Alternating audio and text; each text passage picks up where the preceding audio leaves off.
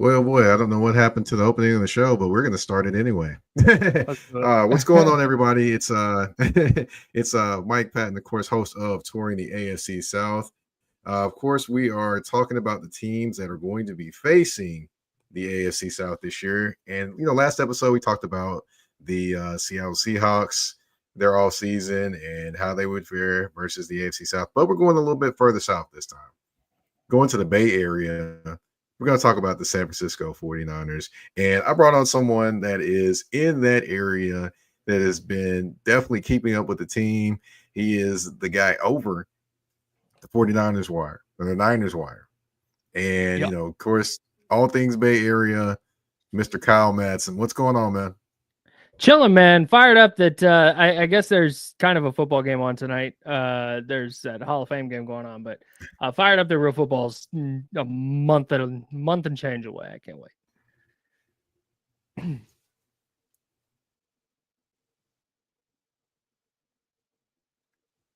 Right. It's going to be fun to see all the different things that happen from now until then, of course, obviously, because, of course, there's been news dropped that Mr. Terry McLaurin has entered a trade request for, from the Commanders. But, maybe the 49ers are in that running. I don't know. But we'll get into we'll get into some talk about the 49ers, of course, first. Up first, of course, we do have to talk about just last season, though.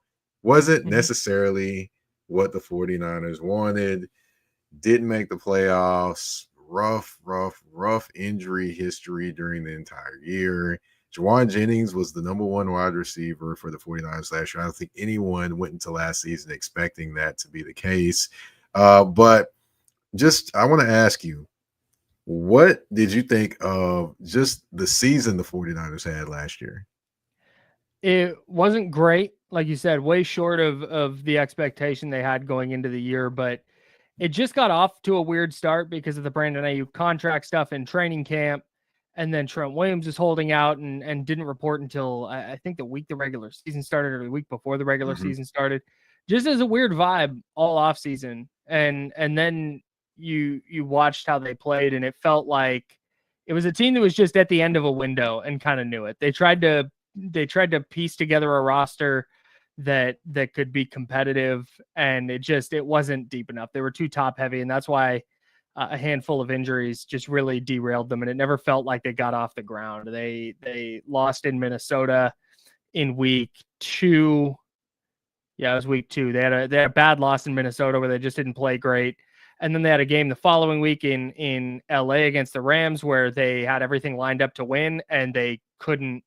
They had a drop pass, and they had a missed field goal, and then they had a big punt return that they allowed. It was just kind of a mess. And then when you drop to 1-2 like that, you're playing from behind in the standings. I mean, and they never really dug out of the early kind of rut they fell into.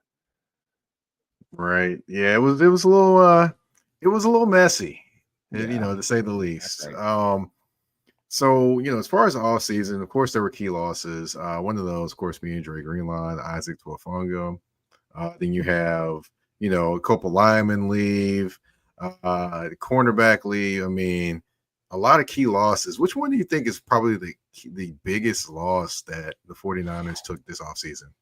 Ooh, so there's 3 big ones. Like they lost a lot of players. Like the volume of players they lost is a lot. But I think there's 3 that you really feel like they're gonna miss those players at least a little bit. The first one is Talanoa Hufanga. I'm gonna do these in order of least to most important. Losing Hufanga is big because they just don't have a ton of experience in their safety room, and I think that he's enough of a splash playmaker that finding another guy who does that, who generates turnovers, who gets behind the line of scrimmage, who jumps snap counts, things like that, is not going to be super easy. I don't think he's a great player. He's a good, not great safety, but they're going to have a hard time replacing him because I don't know if Jair Brown is ready. They have Malik Mustafa going into year 2. But then they signed like Jason Pinnock and Richie Grant. They draft Marquise Siegel. It's just like if you're listening to this and you're like, who? It's kind of, that's like, yeah, it's is not a great group at safety. So I think they'll miss Hufanga in that sense. Travarius Ward leaving is a tough blow. That's a really, really high quality corner, but the 49ers weren't going to pay him. And with the tragedy that befell him in his personal life last year, he said to reporters after the season, I don't necessarily want to be back in the Bay Area. I had so much trauma happen here. I don't want to go back to that airport. I don't want to, be in this space anymore. And that makes sense. And I think the 49ers respected that. And so he went to Indianapolis, who we'll talk about in a bit.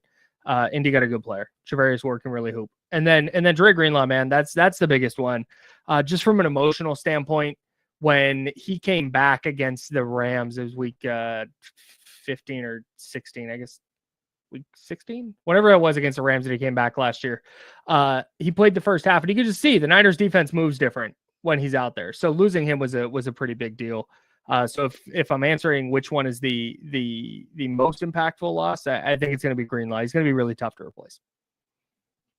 Yeah, definitely is. But of course, key additions. You have the draft. You have free agency, like you mentioned, brought in some guys that people said who to when you thought of. So in regards to that, who you think are some of the key additions to the 49ers team this offseason that could contribute early and help them? Yeah, I'm just gonna, for the sake of expedience here, I'll just say their entire draft class. They might have 3 rookies starting on the defensive line with Michael Williams and Alfred Collins. Those are their first and second round picks, and then CJ West, their 4th round pick out of Indiana. They might all have to start. That's not a deep group. It's not a veteran laden group. Upton Stout, a nickel corner. He's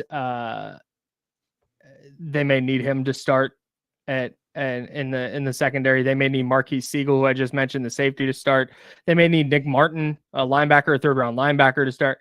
At the rate their receiving core is going, Jordan Watkins, who they drafted out of Ole Miss in the 5th round, he might have to start. Like, it's the entire rookie class is a group of players that they're anticipating contributing now and to a potential Super Bowl window in the future. From a free agent standpoint, Demarcus Robinson is going to play a lot of snaps, veteran wide receiver, former Jaguar, but was at the Rams last 2 years. Productive 3rd or 4th receiver, but he might need to play like a receiver 2 role depending on how the 49ers health stuff shakes out. The big one though that I think is really interesting is Luke Farrell, a former Jags tight end. Doesn't do a lot as a pass catcher, but John Lynch in a podcast appearance was talking about how they brought in Farrell specifically so they could run multiple tight end sets where George Kittle doesn't have to stay in and block, and he can actually get out in a route. And so I went and looked back at the numbers. In the last 2 years, George Kittle was out or was staying into pass block less than 8% of the time. And then last year it was nearly 12% of the time he was in on pass plays to block. And like, you don't have a good enough receiving core to just let George Kittle be hanging out blocking. Like that shouldn't be a thing you're doing too often. So I think Luke Farrell is going to make a big impact for the 49ers, but not in the box score necessarily. He's not going to put up huge numbers. He's not a big pass catcher. But I think having him, who's a capable blocker, that allows George Kittle to actually get out and do what George Kittle does best in the passing game, I think is going to be a pretty big deal. Gotcha. Okay. And now, as far as the expectations, now you mentioned in regards to the expectation, the window, specifically, looking like it's closed for this team.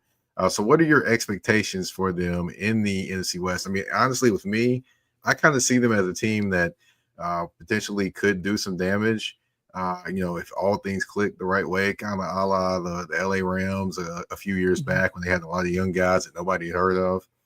So, that could potentially happen, or it could go the other way where they're right around 5 wins or 6 wins, which I'm pretty sure there would be a lot of noise around the 49ers if that happens again. Yeah, that'd be a disaster if they only win 5 or 6. Their schedule is not super tough. They should, with the top end talent they have, and with some of the contributions they're expecting to get from their 2024 and 2025 draft classes, they're expecting to be better.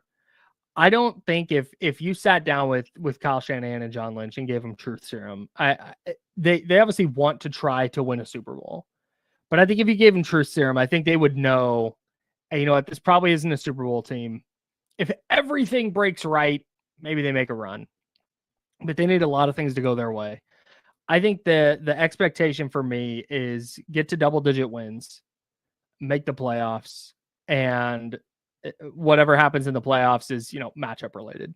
Maybe they win a game, maybe they win two, which would be pretty remarkable. But that's my expectation this year is, can they make the playoffs with this group? If they do, you feel really good about their future. If they're winning, like you said, 5 or 6 games, I have really serious questions about Brock Purdy. I have questions about Kyle Shanahan. I have questions about John Lynch. And those will definitely get louder if this is a not good version of the 49ers. Yeah, definitely some good points there to think on and watch as the season goes on. And speaking of watching as the season goes on, we're going to watch this 49ers team take on the AFC South, which is, of course, the Tennessee Titans, Jacksonville Jaguars, Indianapolis Colts, and Houston Texans. And up first, they have the Jacksonville Jaguars, which is on September 28th. I believe it's in the Bay Area. So, yep. I just had a question for you there. Travis Hunter, your DBs versus him and Brian Thomas. That's going to be interesting to watch. And then also when he lines up on the other side and takes on the San Francisco wide receivers. I mean, how interested to see are you interested to see how he does in terms of matching up on both sides of the ball and how many plays he actually plays during an entire game on both sides? I'm locking into the Jags week 1 specifically for that. I'm so excited about Travis Hunter, dude. When I hear that they're going to let him play both sides, I'm like, yes.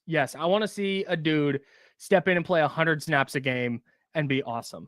I would love that so much. Can he? I don't know. The Jags very clearly think he can, though. Like, you're not going to trade what they traded to go up and get him if you think, like, yeah, he's a good defensive back and he might play some receiver sometimes. Like, no, you make that trade because you think he can beat 2 players in one. So I'm so excited to see that. It's one of my very favorite things that I'm watching for in the NFL this season. Like I said, starting in week 1, certainly. And when they play the 49ers in week 4, I really hope as that matchup comes up and I'm on my podcast and I'm doing my writing and I'm on my radio show talking about this Niners Jags game, I really hope that it is, all right, it's what you asked. How does Travis Hunter match up against Ricky Pearsall? How does he match up against Juwan Jennings? And then on the other side, how does he match up against Diamador Lenore? How does he match up against Renardo Green? That's going to be really, really fun to watch. And I really hope that that's something that we continue discussing, because it could be a truly unique sports thing that we may, if he pulls it off, we may never see anything like it ever again. That's true. Now, I will give you a few numbers. Now, he did play more snaps actually offensively in OTAs, but then during training camp, he's actually played more plays on defense, which is interesting. He kind of flip-flopped, which is interesting there. But, of course, what it also is interesting is Trevor Lawrence. He's going into a critical year for him. I mean, he's kind of been peaks and valleys pretty much his entire career. This year, new coordinator Liam Cohen, new head coach, I should say, Liam Cohen, who, by the way, coached Baker Mayfield to his best year in the NFL last season. So with him joining the Jaguars as the head coach and Trevor Lawrence, going into a new season and a lot of expectation on him as, soon that big time contract will be kicking in. What are your thoughts on facing him and what he can possibly do just as a quarterback in general, as well? I will say this, by the way, 49ers fans, we have actually had a former Jaguar quarterback there. 49ers have, I should say. Oh, yeah. And that would be Blaine Gabbert. Oh. Blaine Gabbert, too. So, yeah, throw another one there. There's another one. Oh, my God. Yeah, so it ought to be interesting just to see. Yeah, Blaine Gabbert. Yep. It ought to be interesting just to see, just how Trevor Lawrence does this season. I mean, what are you kind of expecting from him in this new offense and where he is now? Man, I'm out here among people I speak to. And again, understand if you're listening to this podcast, you probably watch way more Jaguars than me and my friends and coworkers do.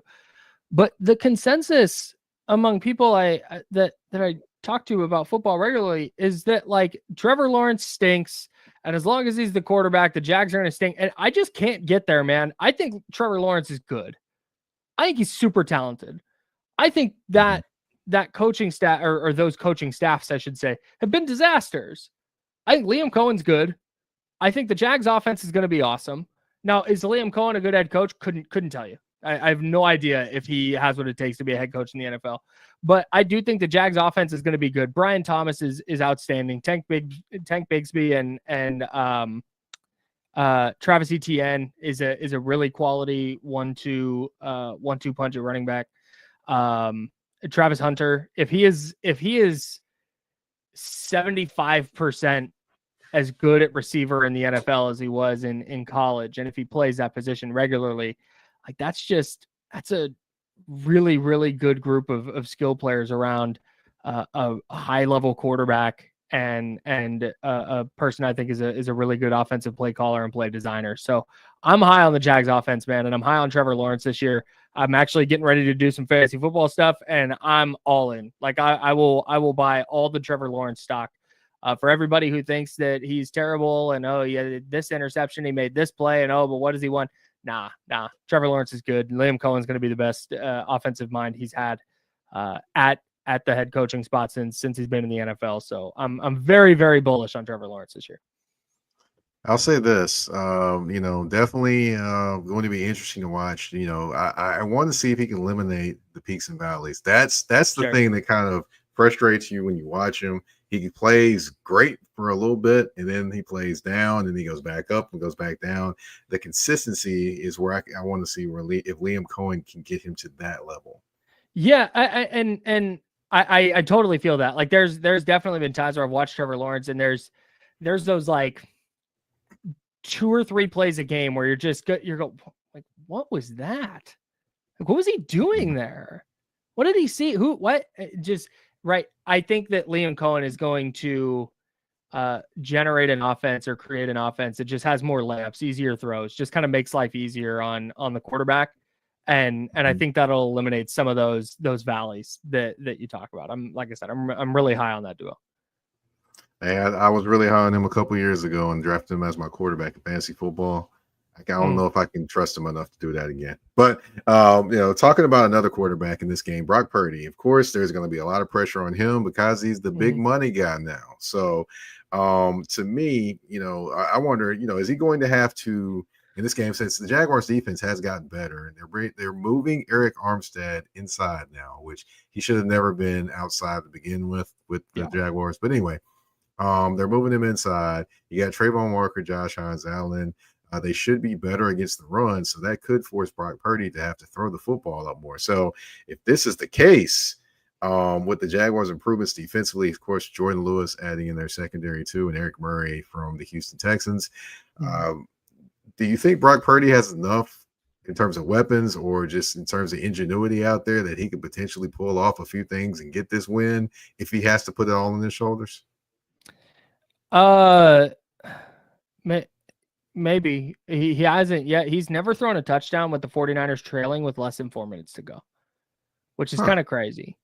And the thing that I hesitate with, there are people who are all in and they're like, look at him, look at the production. He's top 10 and all this stuff. Like, nah, I'm not there yet, because every time the 49ers have needed him to put a game on his right shoulder, he's not been able to. He's had key interceptions, key turnovers. Even a couple years ago against the Browns, he got them into field goal range at the end of a game, and Jake Moody, their kicker, missed. But even that was like, it was a couple throws and a big yak play by Brandon Aiyuk. So I don't know that I don't know that he can do it. I don't know that he can't. But the 49ers are going to do everything they can to not be in that position where they have to go, inside of 2 minutes and they're down 3 and Brock Purdy's got the ball. I think that this is a game where they're maybe going to try and not be in that position, if that makes sense. Yeah, makes a lot of sense. Makes a lot of sense. Well, another team that's going to put them in a tough situation, that would be the Houston Texans. They face the Houston Mhm. Texans on October 26th, and that's going to be a hall of horrors when it comes to that defense. But I will say, you've got two-star defensive coordinators in this game. You got D'Amico Ryans and you got Robert Salah on the other side. So in this game, both of these defenses disrupting. I mean, Mhm. what do you? I mean, which defense do you mean? Obviously, the Texans, they have all the stars there, and they're paying their stars right now. Mhm. But I wouldn't discount this 49ers defense, especially just with some of the young weapons that they do have, especially with Fred Warner in there. So, which one do you think will be more disruptive when it comes to these two teams? I lean Houston because Mhm, I don't know what I'm getting yet from the Niners pass rush. I feel really good about what I'm going to get from the Texans pass rush. And I think that mhm, that's just such a massive factor, because if you're getting home with 4 and dropping 7, like that's the key, right? I think mhm. Houston probably has a better chance to do that than the 49ers do, because when you start having to blitz and you start having to get creative and do all this stuff, that's when things can break down, and all of a sudden you start giving up chunk plays, and now play action's working. And so I think I lean Houston, and I just really rock with D'Amico Ryans. I think D'Amico Ryans is brilliant. So I'm gonna lean Houston, with all due respect to Robert Saleh and the high level talent the Niners have. I think when you start talking about Derek Stingley and you start talking about Will Anderson, you start talking about Daniil Hunter, it's like, oh my God, like that's a loaded defense with a really good head coach running it. Yeah, and then you have Aziz in the middle. He's coming back to well, he was playing against the 49ers again, I should say. So Well, that'll if be he's unless he's interesting. suspended. Well, they do have CJ Gardner Johnson back there, so he's going to take some heat off of Oh God. I swear to God, it's like CJ Gardner Johnson when he's a free agent, or when a team trades him. It's like he goes, I would like to go to a team that's on the 49ers schedule. I swear, the 49ers have played CJ Gardner Johnson every year he's been in the NFL. I him. can't get away from that guy. My goodness. Yeah, yeah. He is a constant irritant. I will say that he is a constant irritant. He's Golly. talented, but he's a constant He irritant for a sure. couple years ago, the Niners and Lions, when they played in the NFC title game, the Lions were up like 21-3 or whatever it was. They were just smoking those dudes. And as in the second quarter, CJ Gardner Johnson's over on the sideline, like waving goodbye to fans, and then they lost. And that's just a tough scene for our guy. Like, shout out to him for talking smack early in the game, but that did not work out for him. Nah, not too much. And he did play against the 49ers when he's with the Saints as well. So Yeah, um and the Eagles. let's see now. Yeah. Yep, and the Good. Eagles and the Lions, and now the Eagles again, and now the Texans. Oh boy, he loves seeing him some 49ers. You know, the I'm funny telling part you, is, every what year. if he ends up the funny part is, what if he ends up being a 49er at one point? That would Oh my be God, interesting. it feels like it has to happen at this point. Just a logical Now conclusion. of course, yeah, definitely. Now CJ Stroud, you speaking of the disrupting, but the Houston Texans offensive line was very much disrupted last season, and Mhm. CJ Stroud was running for his life. Of course, they revamped the offensive line this year. They got Laken Tomlinson, a former 49er in there. They Mhm. got Cam Robinson, a former Jacksonville Jaguar, now this former Minnesota Viking, and now Houston Texan. Ursary that they drafted from, I believe, Minnesota. It's Yep. looking like that rookie could start at tackle. They got a lot of different pieces. I mean, pretty much everyone up front is different except for like one guy. So with that being said, what do you think about CJ Stroud and the pressure that the 49ers could potentially get on him because of that Mhm. offensive line, and just him handling pressure that could potentially be there and maybe trying to handle it better than last season? Yeah, for just real quick, I like Ariante Ursary a lot. I thought that was a player the 49ers might draft in the second round, a player who could play right tackle and then eventually flip over to the left side whenever Trent Williams retires. But I like him as a prospect a lot. Yeah, man. I mean, that's kind of what it comes down to. I think a big reason CJ Stroud struggled last year was exactly what you're talking about. Like at some point, okay, you can play well under pressure, but at some point, every quarterback has that breaking point. And I think we just kind of saw that last year where he could never get established, never get in a rhythm, because we've seen it. When you let CJ Stroud get in even a little bit of a rhythm, he's dynamite. So that's where when we were talking about the defenses earlier, there's a real chance where as good as the Texans defense is, if Bryce Huff, who the 49ers traded for this offseason, and if he and Michael Williams and Nick Bosa are all on the field on a third and medium or third and long, the Texans might just have a really hard time staying in front of those guys. And I think that when you're assessing Houston, I think you look at their defense, it's great. You look at the quarterback, they got a franchise guy. You look at their playmakers, you feel really good about it. But I think that question is just, it's always going to come down to the offensive line. And could they give, like, they don't even need that group to be great. Can they be middle of the road? Can they just be average? I have no clue. I don't know if that group has that in them, but that feels like it's what's going to kind of make or break the Texans season, right? Can they keep CJ Stroud upright? Because they've shown when he can, with any kind of consistency, he's really, really good. Right. Definitely. And of course he has Nico Collins to throw to, which in 10 games last year, that guy had over 1,000 yards receiving, which is nuts, which is insane. He's so good. He's so good. Yeah, very much. I didn't expect him to be as good as he's been, but he's been really good. He's far exceeded my expectations. Of course, speaking of good, the Texans safety group, I believe that is the best safety group in the NFL. You've got Petrie, plays a slot guy, but he can play safety too. You got CJ Gardner-Johnson. You got Bullocks from USC. You got Jimmy Ward, that's like a forgotten man out there. I mean, you've got all these different pieces that can play. You go 4 deep at safety pretty much. I mean, do you have concern that, they could cause a lot of problems for Brock Purdy, just even if the pressure doesn't get to him, just with their ability out there? Mm-hmm. Yeah, definitely. That's the biggest question with Purdy is there are times where he I think panics a little bit, especially when pressure starts to get home. I think he trusts his arms sometimes a little too much. And when you have ball hawks in the secondary, they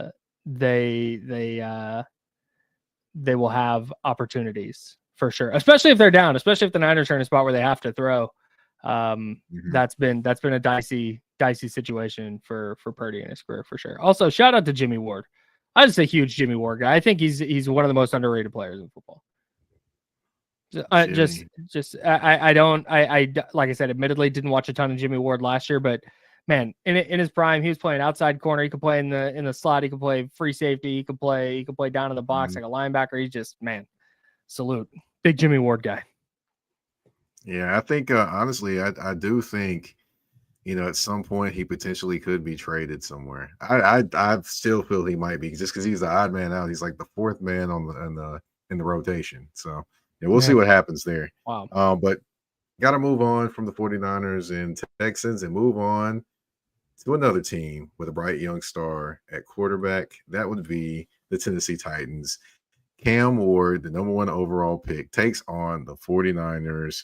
That'll be very, very interesting. 49ers hosting Cam Ward as well. So, the Titans, they may not win a lot of games. In terms of last season, they didn't win a ton of games, but they were tough on teams, and it came down to like the 4th quarter to win games. So, do the Titans remind you of just that petty or whatever person or whatever that just won't go away and keeps fighting to the end? Do they remind you of just that type of team or person, who they are and their personality? Yeah, a little bit. Like they just don't. Like you said, they weren't good last year, but at the same time, it felt like, man, if Will Levis was 60% better, this would be a really, really hard team to beat. And I think if you have that like culture, I think it puts you in a really good spot. And I think Cam Ward might just be kind of a gangster. I think Cam Ward might be really good. And if you have that foundation of being that team that doesn't go away, that's just like nobody. It's I'm trying to draw a parallel. I don't have one. That's okay. It's like you don't circle the game going, oh my God, a tough game coming up against the Titans, you might lose. But if you don't buckle your chin strap all the way, you might catch an L because they're going to play hard, which Definitely. matters. Yeah. Yes, very much does matter. Now, one guy that surprised a lot of Titans fans last year was Tony Pollard. I thought he was going to be a great addition to that team, and he was a great addition. He was a 1,000-yard running back, had the best season in the NFL with them. But they had a few problems on the ground. Of course, with the revolving door on the right side of that offensive line. Now this year they've got Dan Moore Jr. on the left side. They've got J.C. Latham swapped them from left to right. Brought in Kevin Zeitler from the Detroit Lions. They still have Peter Skoronski at left guard, and then have Lloyd Cushenberry, who's kind of rehabbing with his Achilles and should be back to start the season.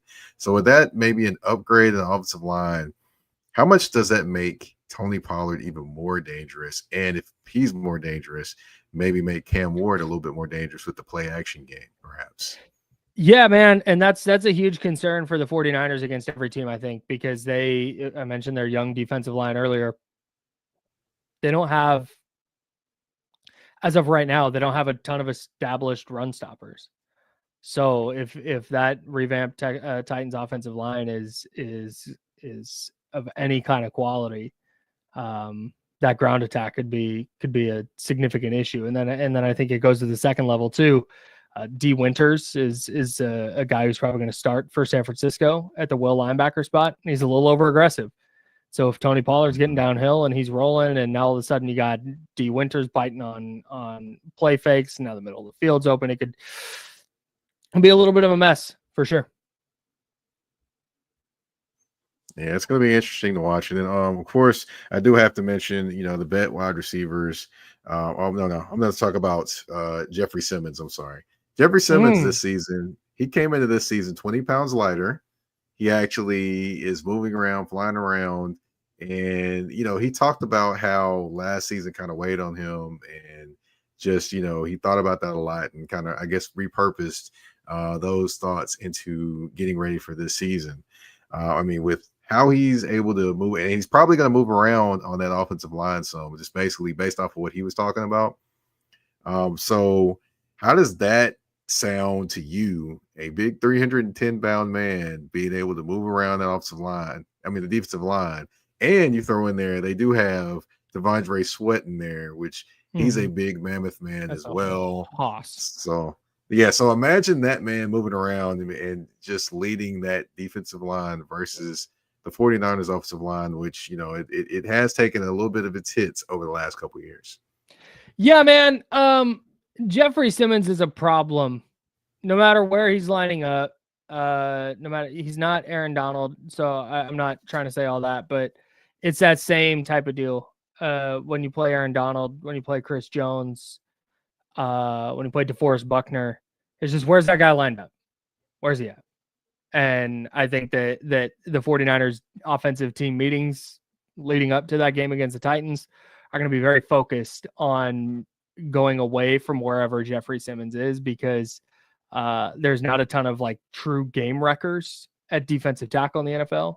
And I feel like he's one of them. Like he is a nightmare type of defensive lineman. Yeah, he's a guy that seems very focused right now, which that's scary hours for a lot of offensive lines. For just sure. Talking to him and hearing him and listening to him, he's chomping at the bit for this season to start, and that is scary. Man, that's tough.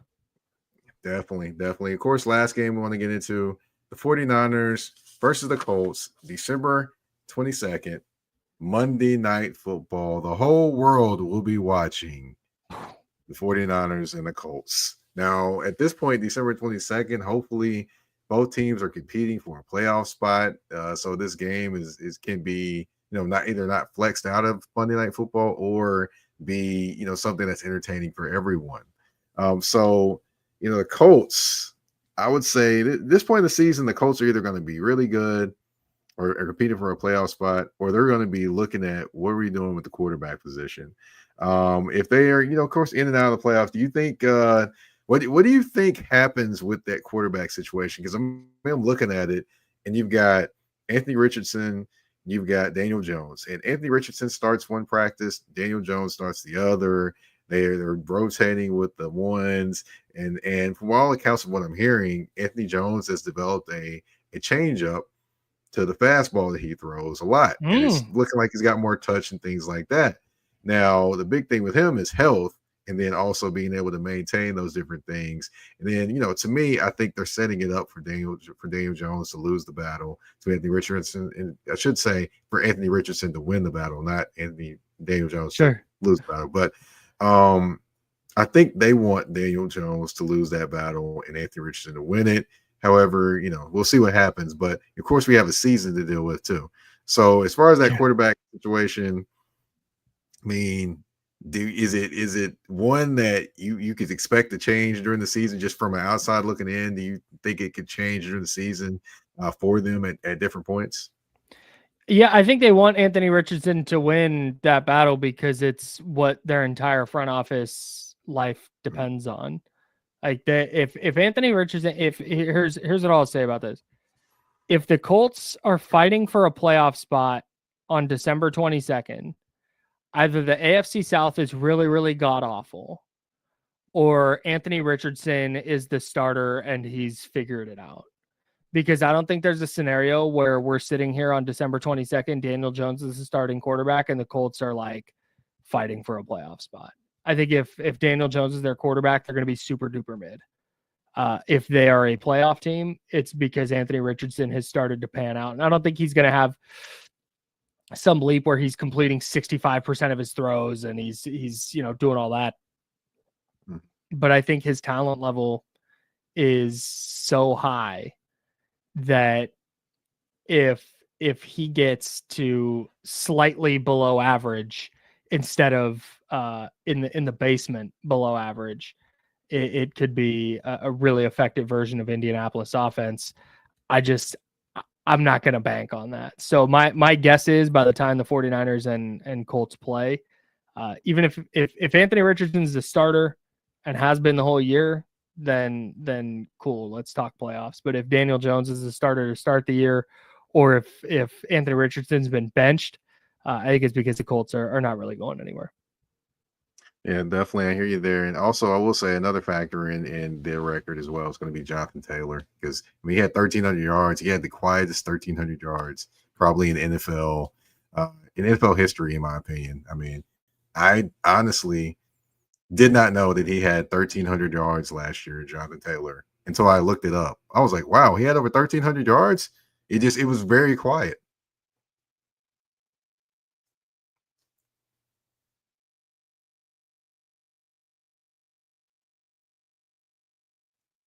My bad. There we go. Jonathan Taylor, man. He is he's one of those dudes that I feel like I'm going to look back on in 5 years and go, man, he was just way better. Like, I know he had the one incredible year. Like you said, last year, if you had asked me right now off the rip, if you had just been like, hey, how many rushing yards Jonathan Taylor had last year? I'd have been like 700. And he had almost double that. Like, that's crazy. I mean, I talked about the Niners defensive line earlier, but man, if they can't stop the run, that it might not matter who the quarterback is in that game. Because Jonathan Taylor's that good. Yeah, I mean, he is. I mean, honestly, I'm still trying to figure out why he was not in the game late versus Green Bay and a couple other situations where he was not in the game where they could have won, but he wasn't in the game. And it's mind-boggling to me. But of course, another former 49er we have to talk about, that'd be DeForest Buckner.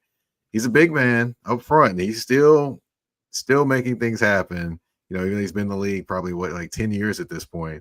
How much of an issue is he going to be for the 49ers offensive line, just right there in the middle of that defense? A pretty significant one, man. They're still figuring out who's going to start at left guard, the 49ers are. And Jake Brendel at center is the team is really high on him. I'm not as high on him. And I think that the Colts could have a lot of success just kind of lining up DeForest Buckner over Jake Brendel and letting him go to work. I mentioned Buckner earlier too when we were talking about the game-wrecking defensive tackles. Just given his versatility, where he can line up, some of the problems he can cause for those weak points on the 49ers to offensive line. I don't think there's a scenario where DeForest Buckner has like a bad game. Even if the Niners win, even if you know their offense plays well, I don't foresee a scenario where Buckner is not some kind of factor. Yeah, it's gonna be we could see the street sweeper if he gets a set. Just a great celebration. Yeah, I enjoy that one. Last thing I want to talk about and touch on is the corners of the Colts. Of course, you know, you have Mooney Ward there. He signed with them from the 49ers this past offseason. You have Juju Brent, who is a very talented, very tall corner, but just cannot stay healthy. And then you have Justin Wally, a rookie from Minnesota, who has been going out there with the first team defense a lot. So that's a guy to watch for. And you know, that's a surprise that I actually called as being a guy that could potentially have helped their team this season.